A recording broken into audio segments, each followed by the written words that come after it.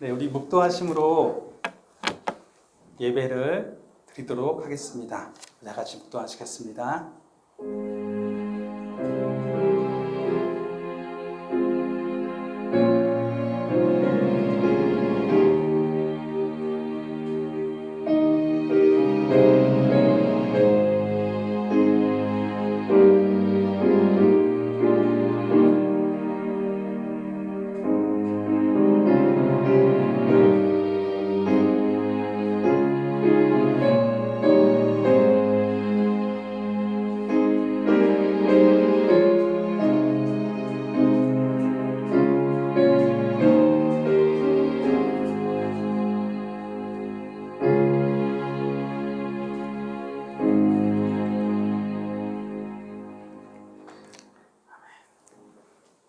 찬양하겠습니다.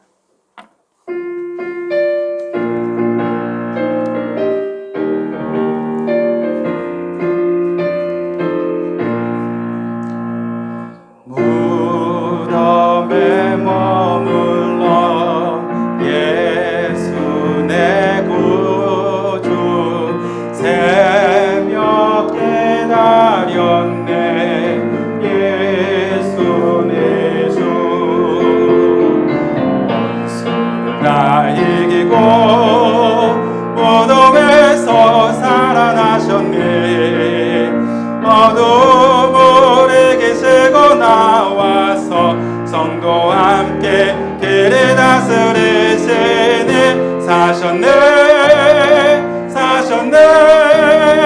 예수 다시 사셨네.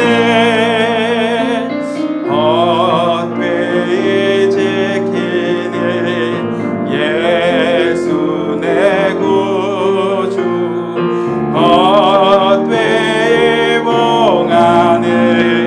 예수 내 주 원수를 다 이기고 무덤에서 살아나셨네. 어둠을 이기시고 나와서 성도와 함께 길을 다스리시니 사셨네 사셨네. 예수 다시 사셨네. 거기 못 가두네. 예수 내 구주 우리를 살리네. 예수 내 주 원수를 다 이기고 무덤에서 살아나셨네. 어둠을 이기시고 나와서 성도와 함께 길을 다스리시니 사셨네 사셨네. 예수 다시 사셨네. 아멘.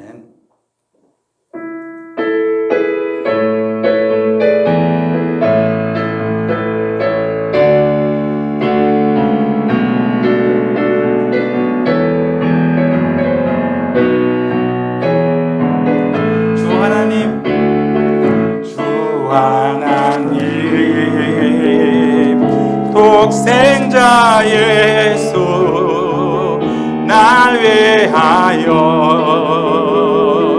오시었네. 내 모든 죄 용서하시고 죽음에서 부활하신 나의 구세주 살아계신 주 나의 참된 소망 걱정 근심 전혀 없네. 사랑의 주네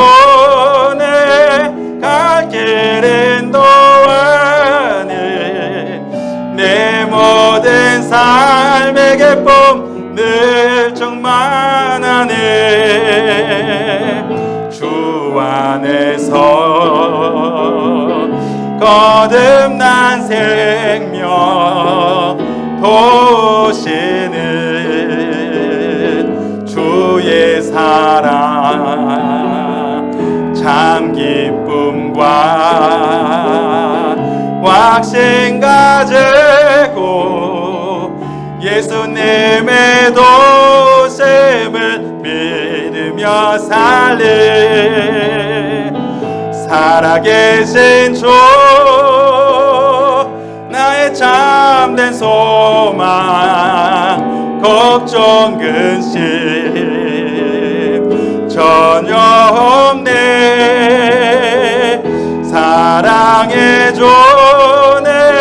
갈 길은 너와니 내 모든 삶의 기쁨 늘 충만하네 그 언젠가 주 뵐 때까지 주를 위해 싸우리라 승리의 길 멀고 험해도 주님께서 나의 앞길 지켜주시리 살아계신 주 나의 참된 소망 걱정 근심 전혀 없네 사랑해 주네 갈 길은 너와니 내 모든 삶의 기쁨 늘 충만하네 2절입니다 주 안에서 거듭난 생명 도우시는 주의 사랑 참 기쁨과 확신 가지고 예수님의 도심을 믿으며 살리 살아계신 주 나의 참된 소망 걱정 근심 전혀 없네 사랑해 주네 갈 길은 너와니 내 모든 삶의 기쁨 늘 충만하네 그 언젠가 주 뵐 때까지 주를 위해 싸우리라 승리의 길 멀고 험해도 주님께서 나의 앞길 지켜주시리 살아계신 주 나의 참된 소망 걱정 근심 전혀 없네 사랑해 주네 갈 길은 너와니 내 모든 삶의 기쁨 늘 충만 살아계신 주님 살아계신 주 나의 참된 소망 걱정 근심 전혀 없네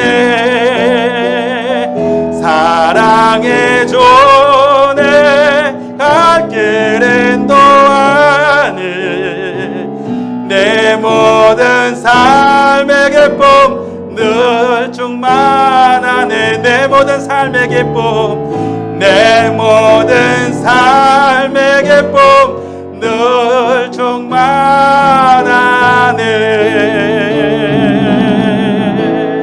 아멘. 우리 같이 교동문 봉독하도록 하겠습니다. 교동문은 134번 부활절입니다. 저와 여러분이 한 절씩 교독하겠습니다.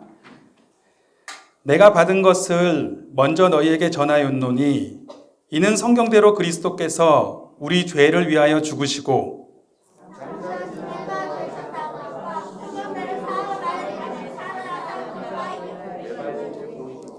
후에 12제자에게와 그 후에 500여 형제에게 일시에 보이셨나니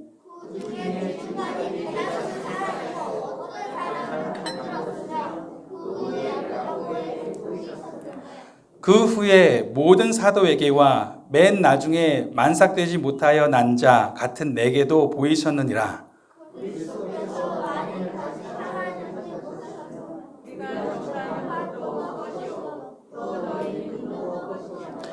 만일 그리스도 안에서 우리가 바라는 것이 다만 이 세상의 삶뿐이면 모든 사람 가운데 우리가 더욱 불쌍한 자이리라.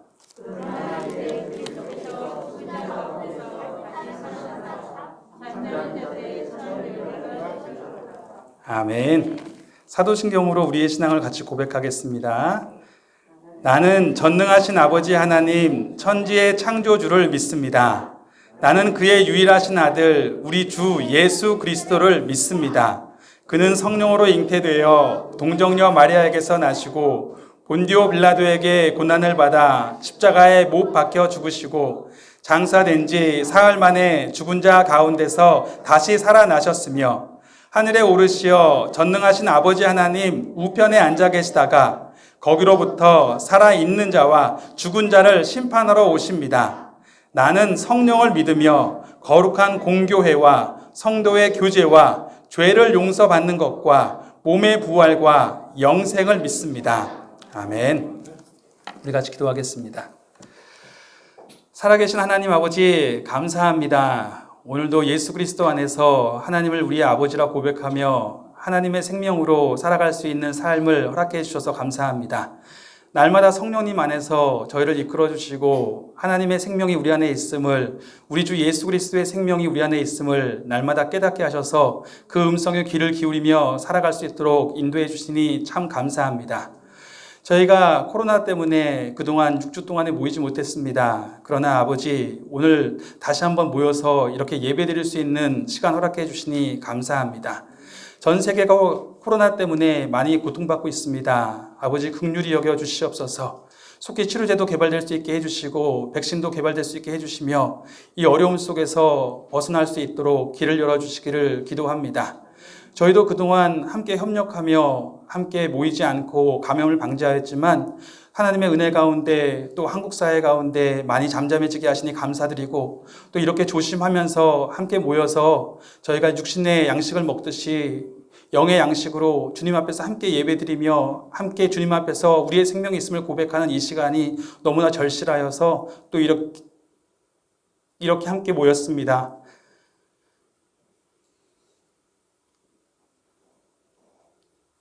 아버지 이 시간 가운데 저희의 고백을 받아주시고 저희가 이렇게 모였을 때에 저희가 어려움을 겪으면서 단지 그 어려움 가운데 피하려고 하고 원망하고 누군가를 비난하는 그런 모습이 우리에게 있지 않게 해주시고 우리가 하나님 앞에서 겸비히 나아가 기도하게 하시고 우리의 기도를 받기를 원하시는 하나님 또 우리로 하여금 위로하고 격려하기를 원하시는 하나님 앞에서 그렇게 살아갈 수 있도록 인도해 주시기를 기도합니다. 아버지 이 시간 이 예배 시간 가운데 하나님이 우리 삶의 주인 되심을 고백하는 여러 모습들이 있습니다. 아버지 그 모습들 오늘 나와서 하나님께 예배하는 그 마음과 삶의 자리에서 주님을 사모했던 그 모습들 삶의 모든 자리에서 주님이 나의 삶의 주인 되심을 고백했던 모든 삶의 결정들 그리고 그들의 재정과 그들의 삶의 시간들을 어떻게 사용하는지에 대해서 고민했던 모든 모습들 주님 받아주시고 이 예배 가운데 주님의 생명으로 우리를 충만하게 사로잡아 주시옵소서. 우리 주 예수님의 이름으로 기도합니다. 아멘. 하나님의 말씀 함께 보겠습니다. 하나님의 말씀은 요한복음 2장의 말씀입니다. 요한복음 2장의 말씀입니다.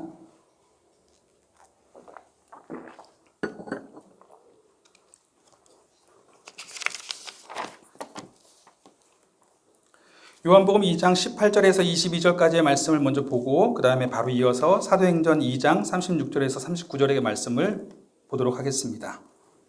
저와 여러분이 한 절씩 교독하겠습니다. 이에 유대인들이 대답하여 예수께 말하기를 내가 이런 일을 행하니 무슨 표적을 우리에게 보이겠느냐?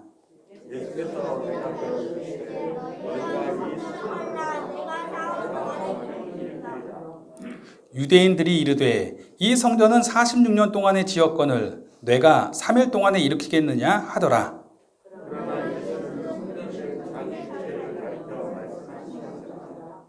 다 같이요. 죽은 자 가운데서 살아나신 후에야 제자들이 이 말씀하신 것을 기억하고 성경과 예수께서 하신 말씀을 믿었더라. 아멘. 우리 이어서 사도행전 2장의 말씀입니다. 2장 36절에서 39절까지의 말씀입니다. 저와 여러분이 한 절씩 교독합니다. 그런즉 이스라엘 온 집은 확실히 알지니 너희가 십자가에 못 박은 이 예수를 하나님이 주와 그리스도가 되게 하셨느니라 하니라.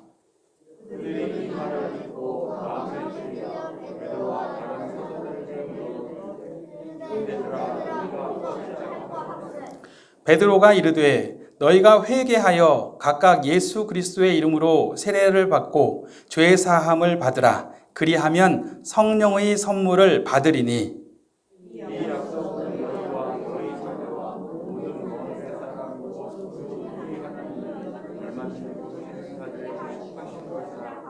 아멘.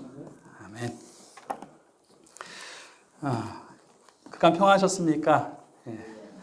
다 뵙지는 못했지만 그래도 또 오늘 뵌 분은 정말 오랜만에 뵌 분들도 많아서 너무 반갑습니다. 또 오늘 함께 하지 못하지만 영상으로 예배 드리시는 우리 분들도 감사드립니다.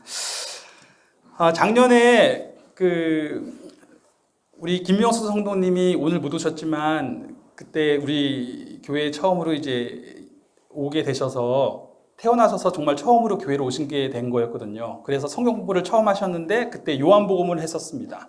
요한복음을 하다가 거의 뒷부분에 가니까 이제 부활의 이야기가 나왔죠. 그러니까 갑자기 질문을 하셨어요. 아니 예수님이 다시 살아나셨다는 이야기인가요? 네, 부활하셨습니다.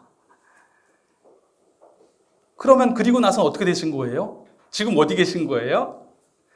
사도행전을 바로 보았더니 하늘로 올리우셨습니다.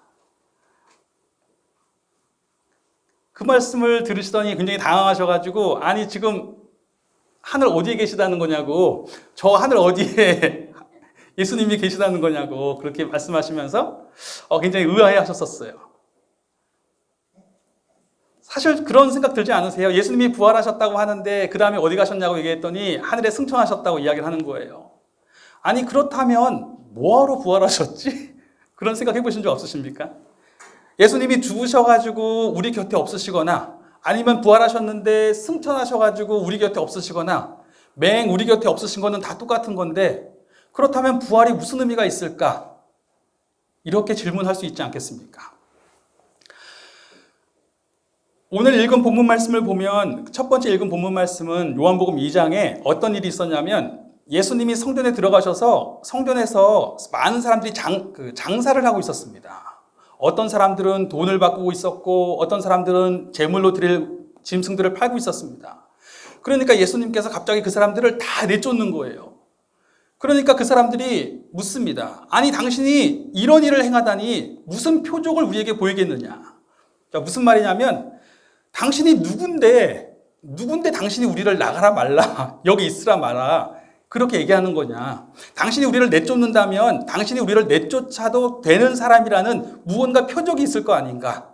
당신이 누구인지를 증명해봐라 이렇게 이야기한 겁니다. 그러니까 예수님이 너희가 이 성전을 헐라 그러면 내가 사흘 만에 다시 지을 것이다. 아니 이 성전은 46년 동안에 지은 것인데 당신이 어떻게 3일 동안에 다시 짓습니까? 라고 이야기합니다. 당시에 유대인의 왕은 헤롯이라는 사람이었습니다. 헤롯은 본래 이두메 저기 에돔 땅 사람과 유대인의 혼혈아예요. 그런데 유대인들은 대대로 순혈 전통이 굉장히 강해 있었고 특별히 왕은 반드시 순혈이어야 돼요. 그런데 헤롯이라는 사람이 로마 정부를 등에 업고 혼혈인데도 불구하고 왕이 되어서 온 겁니다. 그러니까 백성들 가운데 헤롯을 탐탁지 않게 보는 사람도 많았고 헤롯도 백성들이 자기를 좋아하지 않는다는 걸 알고 있었습니다. 어떻게 하면 백성들의 마음을 나에게 돌릴까?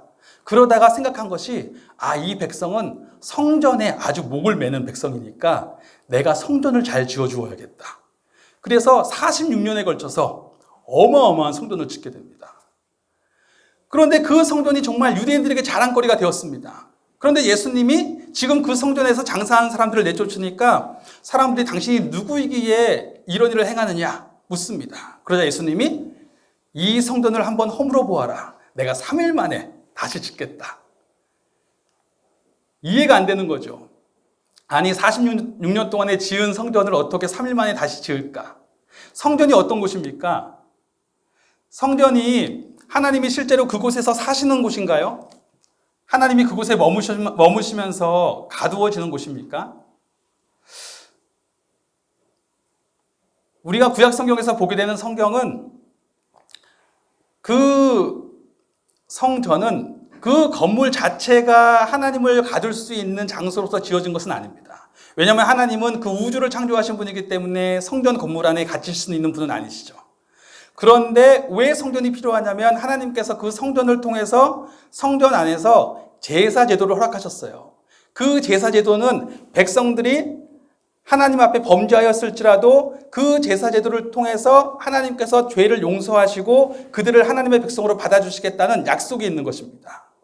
그런가 하면 성전을 지을 때도 그렇고 성전의 전신이었던 성막을 처음에 말씀해 주실 때도 마찬가지고 하나님께서 그곳에 구름 기둥으로 임재해 주셨습니다. 즉 하나님께서 이 백성 가운데 함께 하겠다라는 약속이 있는 곳이었습니다. 자, 하나님은 어딘가에 계시겠죠? 어딘가 계실까요? 모르겠어요. 그렇게 생각할 수 있지만 분명히 하나님이 약속하신 것은 무엇이냐면 그 백성이 이 성전을 향하여서 기도하면 하나님도 그 눈을 그 성전을 향하여 계시고 그 귀를 그 늘 성전을 향하여서 가지고 계시다가 그 성전을 향하여서 하나님께 기도하는 사람이 있으면 내가 반드시 듣겠다라고 약속을 하신 것입니다. 즉 성전은 죄의 용서의 약속이 있는 곳, 또 동시에 하나님의 임재의 약속이 있는 곳, 하나님이 그 백성이 어디에 있든지 간에 그 백성의 기도를 들으시고 함께 하시겠다는 약속이 있는 곳이었습니다. 자, 그런데 지금 이 예수님이 그들의 눈앞에 있는 예수가 그 성전의 기능을, 역할을, 그 약속을 다 가지고 있는 존재다라고 말씀을 하신 거예요. 그러자 그 사람들이 이해할 수가 없었죠. 그 사람들만 이해할 수 없었던 것이 아니라 예수님의 제자들도 믿을 수가 없었습니다. 아니 어떻게 그런 일이 있을 수 있을까? 그런데 오늘 우리가 읽은 본문 말씀에 놀라운 것은 22절을 보니까 제자들이 예수님이 죽은 자 가운데서 살아나시고 나니까 이 말씀을 기억하고 그 하신 말씀을 모두 믿었더라 라고 이야기를 합니다. 즉 예수님이 부활하신 사건을 경험하고 나니까 갑자기 제자들이 그때는 이해하지 못했던 이 말씀이 생각이 나고 그 말씀하신 바들이 다 믿어지기 시작한 거예요. 예수님이 정말 성전이 맞으시구나. 자, 그러면 부활이 도대체 가지고 있는 의미가 무엇이기에 예수님이 성전이시구나 하고 제자들이 기억하고 믿게 만들었던 걸까요? 우리가 흔히 기독교 하면 떠오르는 이미지가 무엇입니까? 십자가죠. 그런데 우리가 십자가를 바라볼 때 하는 고백이 무엇이냐면 예수님께서 십자가에서 흘리신 보혈이 오늘 나의 죄를 씻었습니다 라는 고백입니다. 그런데 그런 생각해 보신 적 없으십니까? 2000년 전에 유대 땅에서 한 남자가 십자가 위에서 흘린 피가 어떻게 2000년 후에 한국 땅에 살고 있는 나의 나의 죄를 씻을 수 있을까? 그때 죽은 한 사람의 죽음이 어떻게 오늘날 한국에 살고 있는 나의 죄도 씻는다고 내가 확증할 수 있을까? 그렇잖아요. 그런데 예수님이 죽음에서 다시 살아나신 순간 그것이 가능해지기 시작한 것입니다. 자, 사람은 누구나 죽어요. 그런데 예수님은 죽으셨다가 3일 만에 다시 살아나셨습니다. 가끔 가다가 가사 상태에 있다가 다시 살아난 사람들도 있습니다. 그러나 그것은 말 그대로 잠깐 살아난 것이 다시 죽지요. 그리고 그 사람들이 자신이 죽었다가 다시 살아날 것이라고 예언한 적은 없습니다. 그러나 예수님은 분명히 자신은 죽으셨다가 3일 만에 다시 살아날 거라고 하는 약속을 무려 3번이나 제자들에게 하셨어요. 그러니까 분명히 그분은 자신이 죽을 것도 알고 계셨고 다시 약속대로 살아나실 것도 알고 있었습니다. 그리고 정말 그렇게 살아나신 거예요. 자, 자신이 죽을 것과 자신이 살아날 것을 알고 있는 분, 그리고 정말 그렇게 행한 분, 그렇다면 그분은 어떤 분이에요? 사람이 아닌 거죠. 사람이 아니면 누구예요? 하나님밖에 없는 거죠. 즉 예수님이 죽으셨다가 다시 살아나셨다는 것은 그분이 하나님의 아들이라는 것을 증명한 사건이에요.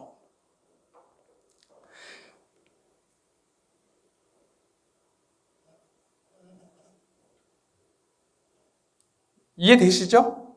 이 밀폐된 공간에서 마스크를 쓰고 계시니까 이 호흡이 잘 안 되시죠?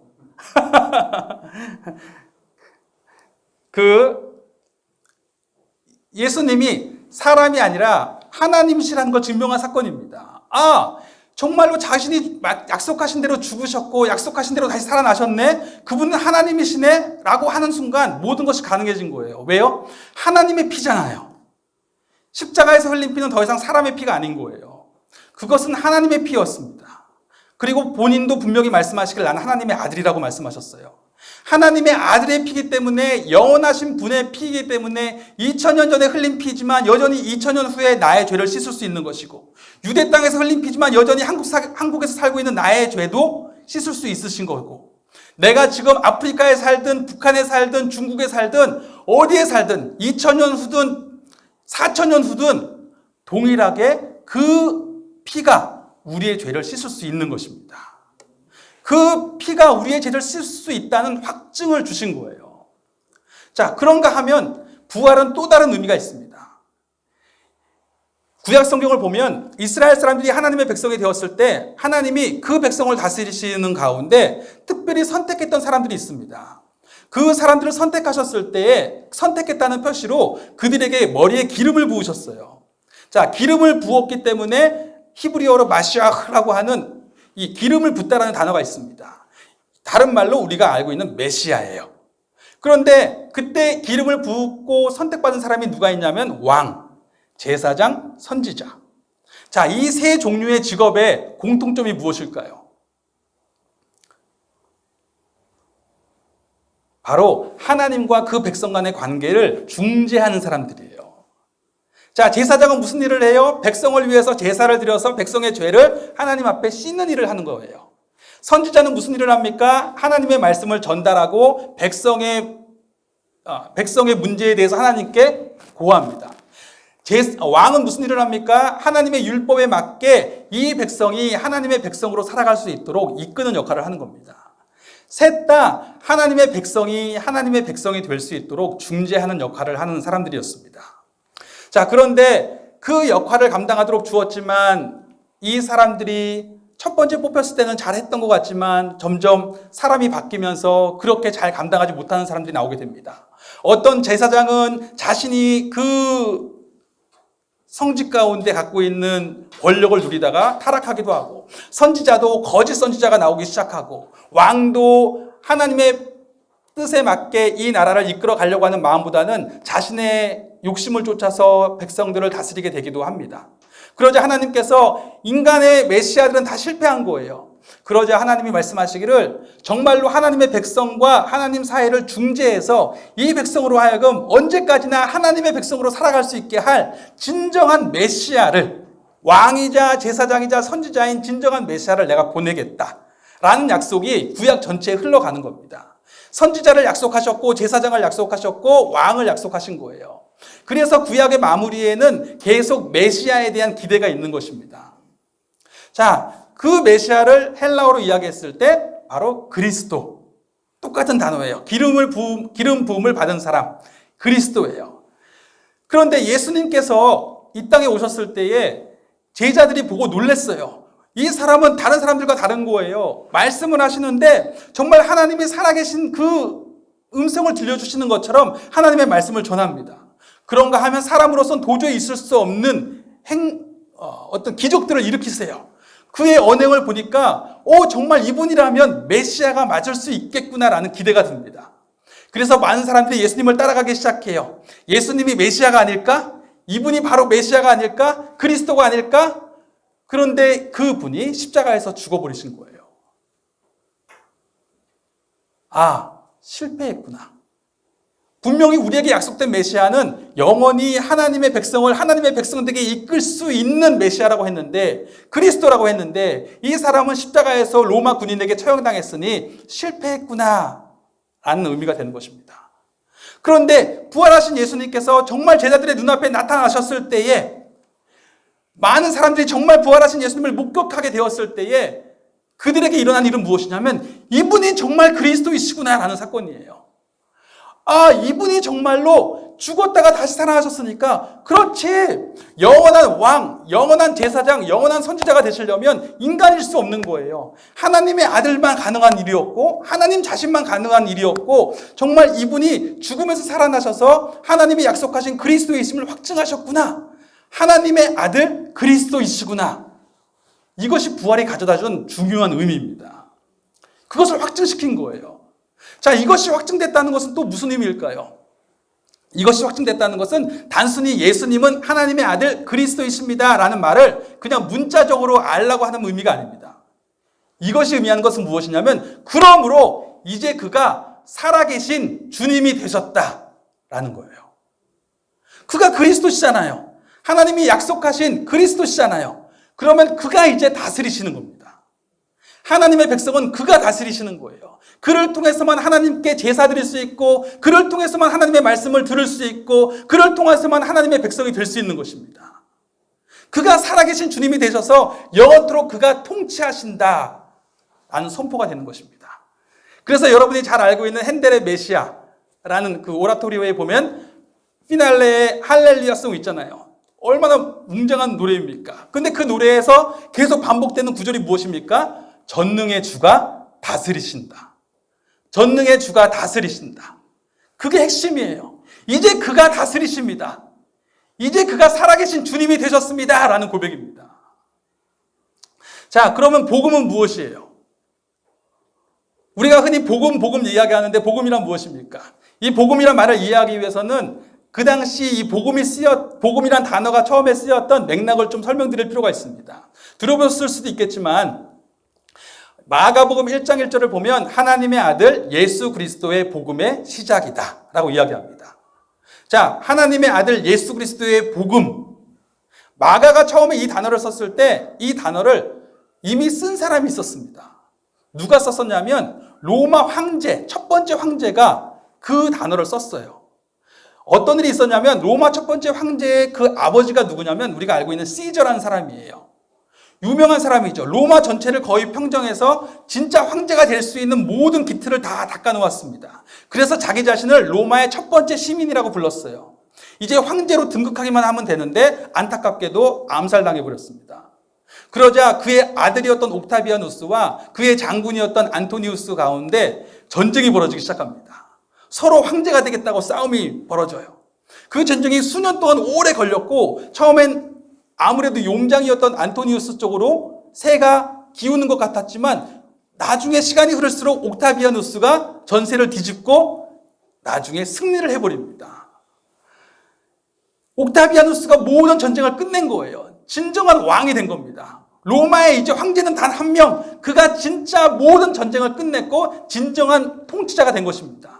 그러자 옥타비아누스가 로마의 온 땅에 사신을 보냅니다. 사신을 보내면서 이렇게 선포합니다.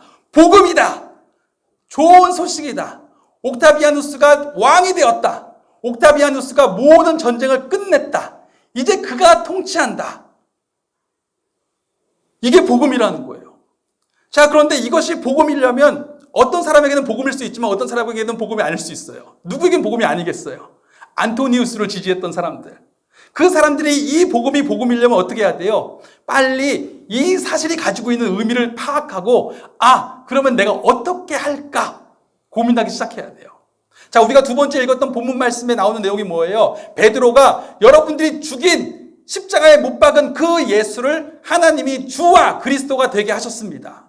즉 그가 그리스도이시며 그가 이제 살아계신 주님이십니다. 그가 이제 통치자가 되셨습니다라고 얘기하는 거예요. 그러자 사람들이 뭐라고 이야기합니까? 이제 어찌할꼬? 이제 어떻게 하면 좋습니까? 라고 이야기하는 거예요. 당연하죠. 옥타비아누스가 이제 황제가 되었습니다. 그러면 어떻게 하면 좋지? 무언가 빨리 조치를 취해야 돼요. 그런데 복음이 전달될 때에 함께 전달되었던 약속이 있습니다. 첫 번째 복음의 요구가 있어요. 그것은 무엇이냐면 너희의 잘못을 회개하라는 거예요. 너희가 나를 대적했지. 옥타비아누스가 이야기하는 거예요. 너희가 안토니우스를 따랐지. 그러니 어서 회개해, 돌이켜. 그리고 내가 주 되었음을 받아들여라. 나를 너의 주인으로 받아들여라. 이것이 복음의 요구예요. 그런가 하면 복음의 약속이 있습니다. 그것은 무엇이냐면 만약에 너희가 돌이키면 내가 죄를 사면하겠다. 더 이상 그동안 안토니우스를 따랐던 아니면 다른 누군가를 따랐던 다 상관하지 않고 이제부터는 나를 온전히 통치자로 섬기겠다고 하는 너를 내가 받아주겠다. 너의 죄를 사면하고 너는 나의 백성이 될 것이다. 이것이 복음의 약속이에요. 예수님께서도 똑같은 약속으로 선포됐다고 마가는 증언하는 것입니다. 세상 사람들은 황제가 복음을 전했다고 이야기하지만 마가는 아니 진정한 왕이 여기 계시다. 진정한 세상의 통치자가 여기 계시다고 선포하기 시작한 것입니다. 이것이 복음이다. 그가 통치자가 되셨다. 하나님의 아들 그리스도 예수가 우리의 살아계신 주님이 되셨습니다. 그러니 이 이야기를 어서 듣고 마가복음 전체를 빨리 듣고 이 이야기를 듣고 나서 반응하십시오. 어서 복음의 요구를 따라서 회개하고 그를 당신의 주인으로 받아들이십시오. 그러면 하나님께서 당신의 죄를 용서해 주실 것이고 그동안 하나님을 인정하지 않고 살았던 삶, 하나님을 알지 못하고 살았던 삶을 다 용서해 주실 것이고 이제 당신은 그분의 백성으로 살아가는 삶을 누리게 될 것입니다. 이것이 복음의 약속이에요. 그래서 베드로도 사람들이 그러면 우리가 어찌할꼬 하고 이야기하니까 뭐라고 합니까? 너희가 회개하여 각각 예수 그리스도의 이름으로 세례를 받으라. 그렇죠? 너희가 회개하고 예수 그리스도의 이름으로 세례를 받으라. 예수 그리스도의 이름으로 세례를 받는다는 것은 그가 주인이 되셨음을 인정하는 거예요. 그리하여 죄의 사함을 얻고 그리하면 너희에게 성령의 선물을 주시리니 이렇게 이야기하는 것입니다. 자, 그러면 이 복음의 요구를 받아들여서 회개하고 주인으로 인정하면 죄의 사함을 받고 나는 그의 백성이 된다라고 이야기했는데 이것을 베드로는 어떻게 이야기했냐면 죄의 사함을 얻고 성령의 선물을 얻으리니라고 이야기한 거예요. 자, 왜 성령의 선물이라고 이야기했지? 이 성령님이 누구시지? 옥타비아누스가 자신의 복음의 선포를 받아들인 사람들에게 이렇게 약속한 것입니다. 누구든지 나를 주인으로 받아들이면 내가 이제 모든 죄를 사하고 나의 백성으로 삼을 것이다. 그러자 사람들이 얘기해요. 내가 그것을 어떻게 알죠? 당신이 나의 죄를 다 씻었다는 걸 내가 어떻게 알죠? 내가 이제 당신의 백성이라는 것을 내가 무슨 수로 증거하죠? 그러자 그에게 한 증표가 와요. 뭐가 옵니까? 시민권이 오는 거예요. 아, 시민권이 왔네. 황제 옥타비아누스의 시민권이 온 거예요. 그 시민권이 있으니까 나는 이제 겁날 게 없는 거예요. 누군가가 저에게 묻는 겁니다. 너 안토니우스 따랐잖아. 너 지금 황제를 따르지 않았잖아. 그러자 아니 그렇지 내가 그랬지 분명히. 하지만 이제 아무 상관없어. 나에겐 정죄함이 없어. 그 누구도 내가 그 전에 다른 사람을 따랐다고 요구할 수 없어. 왜? 옥타비아누스가 나를 용서했기 때문에. 나는 이 시민권이 그것을 증명해. 나의 죄를 용서받았어. 그리고 나는 이제 그의 백성이야. 그래서 나는 그 황제에게 내가 억울한 일이 있으면 담대하게 나아가서 이 억울함을 재판해달라고 요구할 수 있게 되었어. 백성의 권세가 생긴 거예요. 담대하게 나아갈 수 있게 된 것입니다. 하나님께서 예수 그리스도를 살아계신 주님으로 받아들이는 사람들에게는 약속을 주신 거예요. 그의 죄를 용서해 주시고 그리고 성령의 선물을 주신대요. 자, 그러면 성령님은 누구세요? 바로 시민권이에요. 그래서 고린도에 보낸 편지에서 바울은 성령을 너희에게 보증으로 주셨다라고 이야기합니다. 너희를 인치시고 성령으로 보증을 주셨으니. 자, 보증이란 게 무슨 말입니까? 그거잖아요. 내가 성령님 안에서 내가 구원받았구나. 내가 정말 하나님의 백성이 되었구나가 확신하게 된 것입니다. 성령님 안에서, 보증 안에서 그 누군가가 너가 하나님의 백성이야? 라고 부를 때, 그럼 난 하나님의 백성이지. 더 이상 나에게 정죄함이 없어. 왜요? 성령님께서 내 안에 확증하시기 때문에. 내 안에 너는 이제 예수 그리스도의 백성이다 라고 확증하시기 때문에 그 누구도 나를 정죄할 수 없습니다 라고 선포합니다. 그리고 성령님 안에서 하나님을 감히 아버지라고 고백합니다. 예수님이 나의 주님이시라고 고백해요. 담대하게 그에게 나아가서 나의 기도를 드리기 시작합니다. 그런가 하면 시민권이 가지고 있는 의미가 또 무엇이에요? 우리는 사실은 태어나면서부터 한국 시민권을 가지고 태어나니까 문제없지만 외국에 나가서 오래 살다가 영주권을 받고 내가 그곳에서 시민권을 받으려고 하면 시민권 선서를 해야 돼요. 그 선서 가운데 무엇이 있겠습니까? 나는 이 나라의 법을 철저히 준수하겠습니다. 나는 이 나라의 통치를 따라 살겠습니다. 이것이 시민의 선서예요. 내가 시민권을 갖고 있으니 나는 이제 우리 황제 옥타비아누스가 주장하는 모든 통치를 따라 살아갈 거야. 내가 잘못해서 그가 징책하면 그 징계를 받을 것이요. 내가 어떻게 해야 된다고 권면하면 그 권면을 따라갈 것이다. 성령님도 같은 것이에요. 예레미야나 에스겔에 보면 성령님에 대한 예언이 있는데 그 예언에서 무엇이라고 이야기하냐면 하나님께서 그 법을 마음에 새겨주실 것이다 라고 약속하십니다. 성령님이 오셨는데 보증으로 오셨어요. 그리고 그 보증은 나의 시민권이자 동시에 하나님의 법이 우리 마음에 새겨진 것입니다. 그래서 성령님의 음성에 귀를 기울이는 거예요. 성령님께서 우리를 징책하시는 겁니다. 성령님 안에서 우리를 권면하시는 겁니다. 하나님의 통치가 이제 성령님의 법을 통해서, 성령의 법을 통해서 우리 가운데 이루어지는 거예요. 하나님이 성령님을 통해서 우리 마음에 말씀해 주세요. 내가 무언가를 하려고 하는데 갑자기 성령님 안에서 마음에 찔림이 되기 시작합니다. 예수님께서 이것을 기뻐하지 않는다는 것을 찔림을 얻게 하십니다. 그러면 그 찔림 가운데 마음을 기울이고 순종하는 거예요. 혹은 성령께서 갑자기 어떻게 하라고 말씀하시기 시작하는 거예요. 그러면 그 말씀에 순종하는 것입니다. 왜요? 나는 성령님으로만 하나님의 백성이 될 수 있으니까. 그래서 그리스도인들이 성령 그렇게 이야기하는 것입니다. 성령님을 간절히 의지할 수밖에 없는 거예요. 성령님을 간절히 의지하지 않고서는 그리스도인으로서의 삶을 살 수가 없는 것입니다. 왜요? 성령님만이 보증이시니까. 성령님만 있어야 내가 정죄함이 없다고 선포할 수 있고 하나님이 나의 아버지라고 이야기할 수 있고 예수님이 나의 주가 되셨다고 선포할 수 있고 내가 예수님 앞에 나아가서 담대하게 기도할 수 있고 또한 성령님의 음성에 귀를 기울일 수밖에 없는 것이 그분을 통해서만 하나님의 통치가 나의 삶 가운데 이루어지니까 성령님을 통해서 나에게 말씀해 주시고 나를 징계하시고 깨닫게 하시고 인도하시기 때문에 그래서 사도행전을 보면 다른 말로 예수 그리스도의 부활을 만난 사람들, 성령의 임재를 받은 사람들이 어떻게 살았는지의 삶을 이야기하는데 다 나오는 내용이 성령의 인도하심을 받은 내용이에요. 그래서 사도행전을 다른 말로 성령행전이라고 이야기하는 것입니다. 하나님의 백성에서 그 삶에서 성령님을 제외하고는 성령님을 인정하지 않고서는 있을 수 없는 것입니다. 그렇다면 악한 마귀가 우리를 공격할 때 무엇을 공격하겠습니까? 성령을 경홀히 여기게 만들겠죠. 성령을 소멸하는, 성령을 무시하는, 성령을 인정하지 않는 거예요. 성령을 생각하지 않는 거예요. 성령님에 대해서 간절히 의지하지도 않고 성령님의 음성에 귀를 기울이지도 않게 하는 겁니다. 이것은 곧 무슨 의미냐면 예수님이 나의 주님이 되셨다는 것을 인정하지 않게 만드는 거예요. 예수님을 나의 주님으로 모시고 사는 삶을 경험하지 못하게 만드는 겁니다. 성령님의 음성에 귀를 기울이지 않으니까 지금 이 순간 나에게 말씀하시는 하나님의 음성에 관심이 없는 거예요. 그러니까 나의 삶의 자리가 하나님과 아무런 관계도 없는 자리인 것처럼 살게 만드는 것이 사단의 공격인 거죠.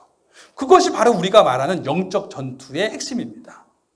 나의 삶의 자리가 하나님과 아무런 상관이 없는 것처럼 하나님과 예수님은 교회 가서 주일날 예배당에서만 있는 분, 즉 종교생활로만 있는 분으로 여기게 만드는 것. 적절하게 교회는 가지만 나의 삶의 자리에서 하나님이 나의 주인 되신 것과는 아무런 상관없게 살게 하는 것. 그것이 영적 전투의 핵심입니다. 우리는 그것을 이겨내는 것입니다. 예수님이 나의 삶의 주인 되신다. 그리고 그것을 위해서 성령님의 보증을 간절히 붙드는 겁니다. 성령님을 간절히 의지하는 거예요. 말씀을 읽든 기도를 하든 아침에 일어나서 하루를 시작하고 직장 가서 일을 하고 뭐 공부를 하든지 무엇을 하든지 간에 성령님, 이 순간 성령님이 나와 함께 하시지 않으시면 나는 하나님의 통치를 이 시간 경험할 수 없습니다.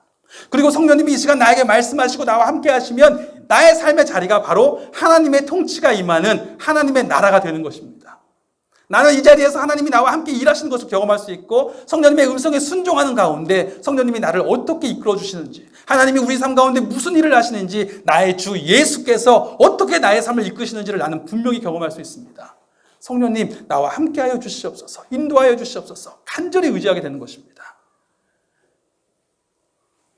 그렇게 간절히 의지해서 악한 마귀의 공격을 이겨내고 승리한다면 그때부터는 어떤 삶이 펼쳐지는 겁니까?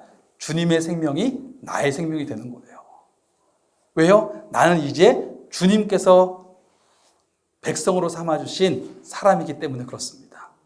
성령님 안에서 주님이, 예수님이, 살아계신 주님, 부활로 확증하신 바 하나님의 아들 그리스도이신 분, 그로서 살아계신 주님이심을 확증하신 분, 그 분이, 지금 통치하시는 분이 나의 주님이 되신 것입니다. 나의 주님, 나의 하나님, 나의 생명으로 살아가는, 주님이 나의 생명이 되신 그 삶으로 살아가는 삶을 누릴 수 있게 되는 것입니다. 제가 군대에 있다가 말씀을 드린 적이 있는지 모르겠는데 한번 첫 휴가를 나왔어요. 휴가를 나왔는데 저희 아버지도 워낙 바쁘셔가지고 그 당시에 너무 바쁘셨어요. 제가 발꿈치도 못 따라갈 만큼 저희 아버지는 일을 많이 하고 사셨어요. 그래서 휴가를 나왔는데 뵐 수가 없는 거예요. 그런데 아버지가 주일날 저녁 예배 드리기 전에 잠깐 시간을 낼 테니까 잠깐 나와라. 그래서 아버지랑 같이 만나서 차를 타고 성남에 살았으니까 남한산성에 갔습니다. 남한산성에 가서 시간은 없어요. 딱 30분이 시간이 있다 그러셔서 남한산성에 가서 주차장에서 남한산성 전경 있잖아요. 그 큰 그림을 보고 다시 차를 타고 왔습니다. 그게 다였어요. 그런데 그 갔다 오는 사이에 아버지가 하신 말씀이 뭐냐면 군 생활은 기다리는 게 아니야. 사는 거야. 그냥 하루하루 사는 거야. 그런데 그 말씀 한마디가 군 생활 내내 기억에 남는 거예요.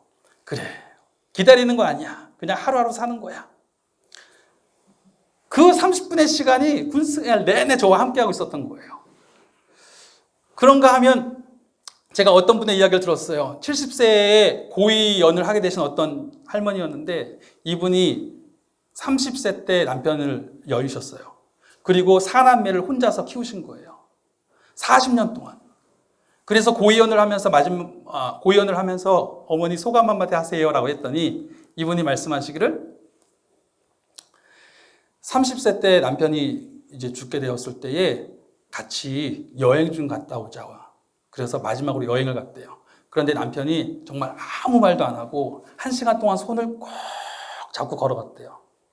1시간 동안 손을 꼭 잡고 걸어갔는데 그 1시간 때문에 내가 40년을 버텼다. 똑같은 1시간이죠. 그런데 시간의 두께가 다른 거예요. 우리가 시간을 이야기할 때 크로노스라고 하는 시간의 개념이 있습니다. 그리고 카이로스라고 하는 이제 헬라어 개념이 있는데 이게 뭐냐면 시간은 흘러간다고 생각하잖아요. 우리는 다 시간은 그냥 흘러가는 시간, 이렇게만 1시간, 2시간, 3시간 이렇게만 생각을 하지만 시간엔 깊이가 있다고 생각을 해요. 두께가 있다고 생각합니다. 그런데 어떤 것이 단 1초라도 그 순간이 나의 삶의 깊이로 쑥 들어오면 그것이 다른 모든 시간을 다 잡아버립니다. 그 순간 속에서 계속 살아가게 되는 거예요. 그분도 그 1시간이 40년을 버티게 한 겁니다. 제가 들은 어떤 여자 성악가분은 공황장애가 오기 시작했어요. 성공하기 시작했는데 공황장애가 오기 시작했어요. 그래서 너무 힘들었는데 그 가운데 말씀을 읽다가 한 구절이 갑자기 마음속에 깊이로 쑥 들어온 거예요.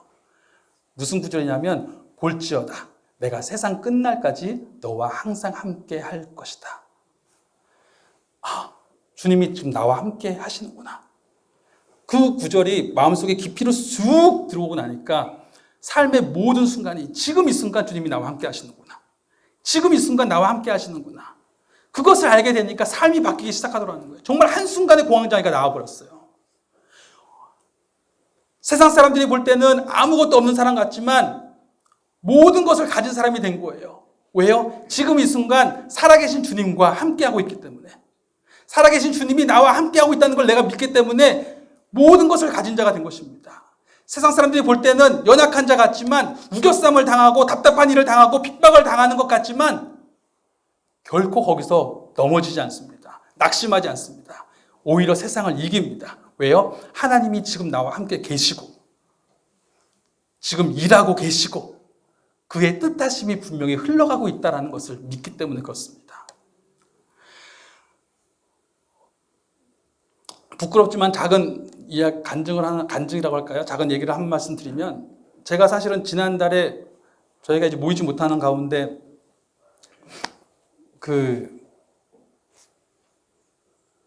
사실 미자립 교회들이 다 비슷하겠지만 다들 재정 때문에 걱정을 많이 해요.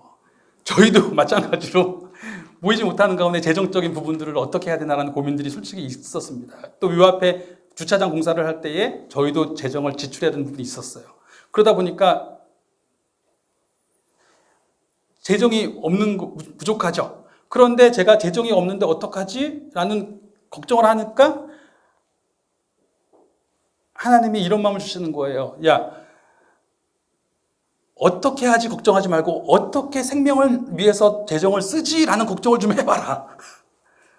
그것이 교회라면서 왜 그 걱정을 안 하고 맨날 재정이 없으면 어떡하지 이런 생각을 하는 거야? 이런 생각을 주시는 거예요. 그러면서 갑자기 그때 어떤 분이 11조를 보내시는데 1,000원 누구신지 몰라요. 8,100원 10,100원 5,020원 그렇게 계속 보내시는 거예요. 누군지 몰라요. 그런데 그분을 보니까 제가 이분이 이걸 보내셨을 때 오늘 하루 이렇게 버셨구나.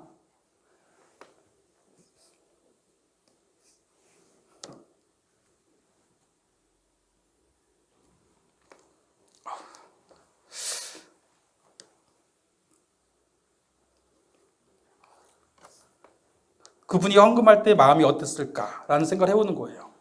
그 재정 가운데 그분은 내가 생명을 위해서 그리스도의 생명으로 사니까 그리스도의 생명이 내 안에 계시니까 그리스도께서 나의 삶 가운데 일하고 계심을 믿고 나의 삶 가운데 그것을 고백하시는 거잖아요. 솔직히 그것에 대해서 누가 뭐라고 할 사람이 없는데 나의 삶에 주님이 살아계신다는 것을 믿는 거잖아요. 그렇다면 나는 그렇게 재정을 교회에 모으고 있는데 교회에서 그 재정을 맡고 있는 목회자는 그 재정을 왜 안 모이지 이런 고민이 아니라 그 재정을 생명을 위해서 어떻게 써야 되지라는 고민이 있어야 되잖아요. 그것이 우리가 재정에 대해서는 이야기를 했을 때 드린 말씀이잖아요. 그래서 그때 성령님께 기도하는데 저한테 주신 말씀이 다른 교회 미자립 교회에 50만 원 보내라는 마음을 주시는 거예요. 근데 그때 저희가 갖고 있는 재정이 50만 원이었어요. 50만 원 딱 있는데 50만 원을 보내래요. 순간 마음이 너무 어려운 거예요. 내가 여기서 보내면 솔직하게 저는 사례비 뭘 받아요.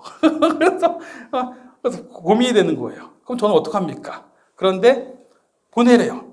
보내면 내가 책임질 거야. 그래서 제가 알겠습니다 하고 이거를 근데 제가 혼자 마음에 갖고 있으면 분명히 마음을 어길 것 같아서 빨리 교회 분들한테 선포를 해버린 거예요. 선포를 하면 내가 안 할 수 없으니까. 그리고 났는데 당장 재정이 그 다음 주나 뭐 해서도 몇십만 원이 더 안 되는 거예요. 그런데 막상 보내려고 하니까 너무 아까운 거예요. 다음 달부터 카드값은 어떡하지? 고민이 되기 시작하는 거예요. 그런데 고민하고 있는데 갑자기 3월 말 4월 초에 한 분이 저한테 연락을 하셨어요. 그냥 저한테 도움을 받으라고 연락한 건 아니고 이제 교회를 그분도 하시는 분인데 4달째 좀 너무 어려워가지고 지금 이제 임대료를 못 내고 있는 상황이 된 거예요. 이거 빼도 박도 못하게 성령님이 그분이 저한테 연락을 주신 게 빼도 박도 못하게 말씀을 하신 거구나라는 생각이 딱 들어서 바로 그 자리에서 보내버렸어요. 그리고 딱 통장을 보니까 빵원인 거예요. 어떡하지? 하나님 약속하셨는데. 그런데 너무 감사한 거는 작년에 그런 시간을 거치고 작년 1년 동안 그런 시간을 계속 겪다 보니까 정말 그때 아직도 너무 감이 섰다 그런 의미도 아니에요. 감히 내가 자신할 수 있다는 것도 아닌데 여전히 걱정하고 염려하지만 그때보다는 하나님이 정말 계속 다듬어 주셨기 때문에 기다리는 마음이 있어요. 하나님이 분명히 그 시간들을 겪으면서 일하신 걸 보았기 때문에 이번에도 또 일하시겠지. 근데 이번에 어떻게 일하시려나 했는데 바로 그 이틀 후에 전화가 왔어요. 우리 교회에 속하지 않은 다른 분이 건축원금을 우리 교회에 하시겠다고. 그래서 바로 그 몇 배가 바로 채워졌어요. 바로 훨씬 더 많은 몇 배, 한 10배 이상이 채워졌어요. 그래서 그렇구나. 또 하나님이 이렇게 일하셨구나. 그런데 제 마음이 어때요? 사실 세상 사람들이 볼 때는 그렇지 않습니까? 집불도 없는 것이 미자립 교회가 미자립 교회를 돕는다는 게 말이 돼? 자기들도 지금 유지가 안 되면서 다른 교회를 돕는다는 게 말이 돼? 말이 되더라고요. 왜냐하면 난 모든 것을 가지고 있으니까. 우리는 세상을 이긴 사람들이니까. 그렇죠. 그것이 단지 저는 이제 교회 재정을 교회에서 교회 업무를 감당하다 보니까 그걸 이해하기로 했지만 우리 성도분들도 다 마찬가지로 삶의 자리에서 세상 사람들과는 다른 관점으로 보시는 거잖아요. 주님이 계시고 주님이 일하시고 주님이 분명히 뜻하신 바가 있으시다. 그것 때문에 내가 이렇게 살아갈 수 있습니다. 그것이 우리의 고백입니다. 그것이 세상에 누리지 못하는 생명의 삶입니다. 주님의 생명이 우리 안에 계십니다. 기도하겠습니다. 우리 같이 기도하실 때 주님, 이 시간 저희가 부활의 주님을 바라봅니다. 부활하셔서 자신이 하나님의 아들 그리스도이심을 확증하시고 이제 살아계신 주님이 되셨음을 우리에게 확증하신 그 주님을 바라봅니다. 그리고 그 주님을 통해서 하나님께서 우리에게 선포하신 바, 그 살아계신 주님을 회개하고 나의 주님으로 받아들이면 성령의 선물을 주셔서 성령으로 보증하셔서 이제 주님의 백성으로 살아가고 주님의 통치가 우리 가운데 임하는 사람, 악한 마귀가 아무리 공격할지라도 그것을 대적하고 성령님을 더 간절히 붙들어서 예수님이 나의 삶의 주인이 되셨음을 나의 모든 삶의 자리에서 고백하면서 그로써 세상에 누리지 못하는 참된 생명의 삶을 누리는 우리의 삶 되게 하여 주시옵소서. 우리 같이 기도하겠습니다. 하나님 아버지 감사합니다. 아버지 하나님, 우리 가운데 은혜 부어주셔서 이렇게 생명의 삶을 살아가게 하시니 감사합니다. 그렇습니다. 주님, 하나님의 아들이 되시고 그리스도의 심을 확증하신 주님이 지금 살아계신 통치자가 되셨고 이제 그 통치자가 성령님 안에서 나의 주가 되게 하시니 감사합니다. 이제 주님은 나의 주님이 되셨고 나의 하나님이 되셨습니다. 주님의 생명이 나의 생명이 되었습니다.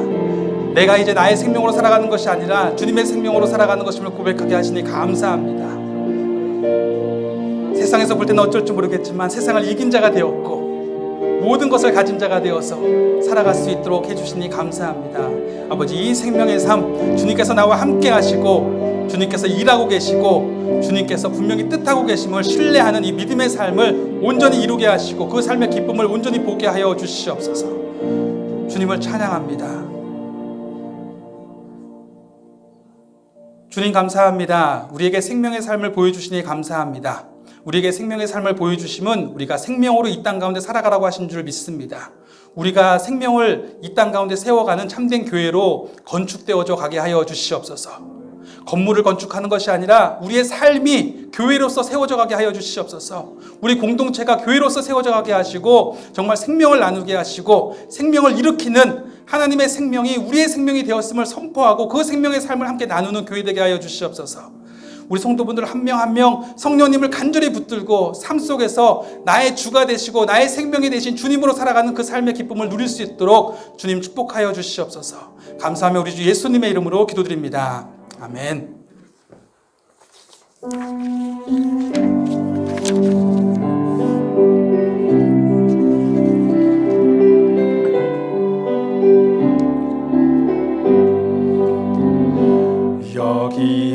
여기에 모인 우리 받은 자여라. 언제나 이 자리에 함께 계심을 아노라. 언제나 주님만을 찬양하며 따라가리니 시험을 당할 때도 함께 계심을 믿노라. 더 거세라 주가 지켜주신다. 어두운 밤에도 주의 밝은 빛 인도하여 주신다. 주님이 뜻하신 일 헤아리기 어렵더라도 언제나 주 뜻 안에 내가 있음을 아노라. 사랑과 말씀들이 나를 더욱 새롭게 하니 때로는 넘어져도 최후 승리를 믿노라. 이 믿음도 굳세라. 이 믿음도 굳세라. 주가 지켜주신다. 어두운 밤에도 주의 밝은 빛 인도하여 주신다. 여기에 모인 우리 사랑받는 주의 자녀라. 주께서 뜻하신 바 우릴 통해 펼치신다. 고통과 슬픔 중에 주속 주님 의지하오니 어려움 이겨내고 주님 더욱 찬양하라. 이 믿음도 굳세라. 주가 지켜주신다. 어두운 밤에도 주의 밝은 빛 인도하여 주. 이 믿음도 굳세라. 이 믿음도 굳세라. 주가 지켜주신다. 어두운 밤에도 주의 밝은 빛 인도하여 주신다. 아멘. 지금은 우리를 죄악 가운데서 구원해 주신 우리 주 예수 그리스도의 은혜와 우리를 향한 그 약속에 끝까지 신실하신 하나님 아버지의 사랑과 우리 안에 오셔서 부활하신 주님이 나의 주가 되셨음을 날마다 증언하시고 그의 통치로 살아가게 하시는 성령님과의 사귐이 지금부터 영원까지 함께 계실지어다. 아멘.